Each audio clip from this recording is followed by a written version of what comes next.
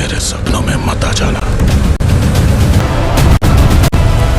Well dragon movie का glimpse देखने के बाद काफी लोग बोल रहे हैं कि ये मूवी भी केजीएफ और सलार जैसी ही है, लेकिन इसके ग्लिम्स में कुछ चीजें ऐसी हैं जो मोस्टली ऑडियंस मिस कर रही है। और आज की इस वीडियो में मैं आपको वही बताने वाला हूँ। साथ ही वो रीजंस भी बताऊंगा जिस वजह से मुझे पर्सनली ऐसा लगता है कि ड्रैगन मूवी केजीएफ और सलार से काफी डिफरेंट और बड़ी होने वाली है। क्योंकि यूजुअली जब भी हम किसी मूवी को देखते हैं तो हम ऑटोमेटिकली हीरो को नोटिस करते हैं, लेकिन कुछ मूवीज ऐसी होती हैं जहाँ हीरो से ज्यादा उसके अराउंड की दुनिया काफी इम्पोर्टेंट होती है। और मुझे ड्रैगन के ग्लिम्स में भी एग्जैक्टली यही चीजें दिखी हैं। ड्रैगन मूवी के ग्लिम्स में सबसे इंटरेस्टिंग चीज इसका वर्ल्ड सेटअप है, और शायद यही चीज ड्रैगन को केजीएफ 2 और सलार से बिगर बना रही है। क्योंकि नॉर्मली इंडियन मास मूवीज में हीरो पावर को एक किंगडम, एक सिटी या एक गोल्ड माइन के थ्रू रिप्रेजेंट किया जाता है। केजीएफ में गोल्ड माइन था, सलार में खानसार वर्ल्ड था, लेकिन ड्रैगन मूवी में हीरो के पावर को किसी एक जगह या किसी माइन में लॉक्ड नहीं किया गया है। यहाँ हीरो का पावर रूट्स में है, यानी रास्तों में, उन रास्तों में जहाँ सप्लाई चेन्स है, बॉर्डर्स मूवमेंट होते हैं, इलीगल एक्टिविटीज होती हैं। और इसी वजह से ड्रैगन मूवी का ग्लिम्स सबको काफी डिफरेंट फील दे रहा है। ऐसा लगता है कि इस बार ड्रैगन केजीएफ चैप्टर 2 और सलार से सिर्फ विजुअली नहीं बल्कि वर्ल्ड लेवल पर भी काफी बड़ी होगी। क्योंकि केजीएफ और सलार का वर्ल्ड स्टैटिक था, लेकिन ड्रैगन का वर्ल्ड कॉन्स्टेंटली मूव करता हुआ दिख रहा है। इनफैक्ट ग्लिम्स में जो मडी रोड्स, जंगल कैंप्स, हिडन ट्रांसपोर्ट और ट्रक्स दिख रहे हैं वो सिंपल एस्थेटिक नहीं है, वो एक मूविंग वर्ल्ड जैसा फील दे रहे हैं। ग्लिम्स के सीन्स को देखकर ऐसा लगता है जैसे हर जगह कुछ न कुछ इलीगल वर्क चल रहा है। और ये चीज डायरेक्टली 1960s ओपियम ट्रेड को याद दिलाता है, क्योंकि एग्जैक्टली इसी पीरियड में गोल्डन ट्रायंगल दुनिया के सबसे डेंजरियस ओपियम रीजन्स में से काउंट होना स्टार्ट हुआ था। म्यांमार, थाईलैंड और लाओस के जंगल्स एरिया में इतना ओपियम प्रोड्यूस हो रहा था कि गवर्नमेंट्स भी प्रॉपरली उसे कंट्रोल नहीं कर पा रही थी। और इसी वजह से ड्रैगन मूवी में भी दिखाया गया 1967 टाइमलाइन नॉर्मल नहीं लग रहा है, क्योंकि 1960s के एंड में ही गोल्डन ट्रायंगल का नाम पूरी दुनिया में फेमस होने लगा था। और सेम टाइम पर म्यांमार, थाईलैंड और लाओस के जंगल एरियाज में ओपियम प्रोडक्शन इतना ज्यादा हो गया कि पूरा ब्लैक मार्केट उनके अराउंड चलने लगा। और यही चीजें इसे केजीएफ और सलार से अलग बनाती हैं, क्योंकि वहाँ किंगडम्स और टेरिटरीज इम्पोर्टेंट थी, यहाँ रूट्स और इलीगल मूवमेंट इम्पोर्टेंट है। एक चीज जो मुझे बहुत स्मार्ट लगी वो है अफगान ट्रेडिंग कंपनी का नाम। अगर आपने ध्यान से देखा होगा तो मूवी में गैंग या कार्टेल वर्ड यूज नहीं किया गया है, बल्कि इसके बदले ट्रेडिंग कंपनी का नाम यूज हुआ है। और ये चीज और भी ज्यादा खतरनाक है, क्योंकि हिस्ट्री में सबसे बड़े इलीगल एम्पायर्स हमेशा बिजनेस के नाम पर ही ग्रो हुए हैं। ब्रिटिश ईस्ट इंडिया कंपनी भी ऑफिशियली एक कंपनी थी, लेकिन धीरे धीरे उसने पूरे इंडियन रीजन्स को कंट्रोल कर लिया। और लिटरली मूवी का सबसे बड़ा पॉइंट भी यही है। इसी वजह से ड्रैगन का सेटअप सिंपल गैंगस्टर फिल्म से बड़ा लग रहा है। इस मूवीज में विलेंस सिर्फ मार धाड़ करने के लिए नहीं है, यहाँ के विलेंस ओपियम डार्क सिस्टम को कंट्रोल करेंगे। आज सेम टू सेम केजीएफ और सलार में भी पावरफुल गैंग्स थे, बट ड्रैगन में प्रॉपर बिजनेस नेटवर्क वाली फीलिंग आ रही है, यानी पावर और मनी दोनों एक साथ दिखाया गया है। इवन मूवी के ग्लिम्स में विलेंस के रैंक्स भी दिखाए गए हैं, वजीर, अकाउंटेंट, डिस्ट्रीब्यूटर, लॉजिस्टिक हेड्स। मतलब ये रैंडम गुंडों का सेटअप नहीं है, ये proper corporate style criminal network है। इसके ग्लिम्स में एक हिडन चीज है जो बहुत इंटरेस्टिंग है। ओपीएम बिजनेस में सिर्फ ड्रग्स का बिजनेस नहीं होता था, उसके साथ weapons, borders, corruption, fake transport papers और लोकल मिलिट्रीज भी कनेक्टेड रहते थे। इसीलिए उस टाइम जंगल एरिया में गवर्नमेंट से ज्यादा गैंग्स का कंट्रोल होता था। और ड्रैगन का ग्लिम्स भी वही लॉनेस दिखाती है, जैसे कुछ जगहों पर गवर्नमेंट नाम की कोई चीज ही नहीं है। एंड ये डिटेलिंग ही ड्रैगन को बिगर फील कराती है। और अब आते हैं जूनियर एनटीआर के कैरेक्टर पर, जो पर्सनली मुझे सबसे ज्यादा इंटरेस्टिंग लगा, क्योंकि उनको ग्लिम्स में हीरो के जैसे इंट्रोड्यूस नहीं किया गया है। वो ऑलरेडी सिस्टम के अंदर के विलन है। लूगर एशियन इन चीफ, यानी वो टिपिकल राइज फ्रॉम जीरो वाला कैरेक्टर नहीं, वो ऑलरेडी डेंजरियस लेवल पर एग्जिस्ट करते हैं। इवन ये पॉइंट भी केजीएफ और सलार से काफी डिफरेंट लग रहा है, क्योंकि रॉकी और देवा की जर्नी राइज और रिवेंज वाली थी। इस टाइटल कार्ड में एनटीआर को एज अ ड्रैगन बोला गया है, यानी बात क्लियर है, एनटीआर इस मूवी में एक और कैरेक्टर प्ले करने वाले हैं और उसी कैरेक्टर का रियल नेम ड्रैगन होने वाला है। और अगर ऐसा होता है तो ये ट्विस्ट भी ड्रैगन को केजीएफ और सलार से और डिफरेंट बना सकता है। स्टार्टिंग से ही प्रशांत नील की एक चीज कंसिस्टेंटली स्ट्रॉन्ग रही है, वो सिर्फ कैरेक्टर्स क्रिएट नहीं करते, वो पूरा सिस्टम क्रिएट करते हैं। केजीएफ में गोल्ड माइन सिस्टम था, सलार में पॉलिटिकल किंगडम सिस्टम था और ड्रैगन में ब्लैक इकोनॉमिक सिस्टम लग रहा है। वैसे तो इंडियन सिनेमा में हमने स्मगलिंग स्टोरी बहुत बार देखी है, लेकिन मोस्टली बैकग्राउंड डिटेल की तरह रही है। बट ड्रैगन मूवी में पूरी फिल्म ही ट्रेड नेटवर्क के अराउंड घूमेगी। ये सब अगर प्रॉपरली हो गया तो ये वर्ल्ड काफी बिगर बन जाएगा। ऑनेस्टली इसी पॉइंट पर ड्रैगन केजीएफ और सलार से अलग फील होने लगती है। लेकिन बात करें इंटरनेट की तो वहाँ एक अलग ही सीन चल रहा है। अब कुछ लोग ऐसे हैं जिनको डार्क कलर ग्रेडिंग दिख जाए तो वो तुरंत उसे केजीएफ की कॉपी बोल देते हैं। लेकिन विजुअली सिमिलर होना और नरेटिवली सेम होना दोनों अलग चीजें हैं। रियल दुनिया में भी लोग गवर्नमेंट से कम हिडन डार्क नेटवर्क से ज्यादा डरते हैं और ड्रैगन मूवी भी वही वाइब दे रही है। एंड अगर movie genuinely opium Wars, golden triangle और इंटरनेशनल ट्रेड नेटवर्क को डीप लेवल पर टच करेगी तो ड्रैगन मूवी सिर्फ एक एक्शन मूवी नहीं रह जाएगी, ये एक क्राइम वर्ल्ड हिस्ट्री जैसी मूवी बन सकती है। ऑनेस्टली इंडियन ऑडियंस ने इस स्केल का सेटअप बहुत कम देखा है और इसी वजह से ड्रैगन बिगर बन सकती है। वैसे आपको क्या लगता है ड्रैगन के ग्लिम्स के बारे में? कमेंट में बताएं। तब तक के लिए हर हर महादेव।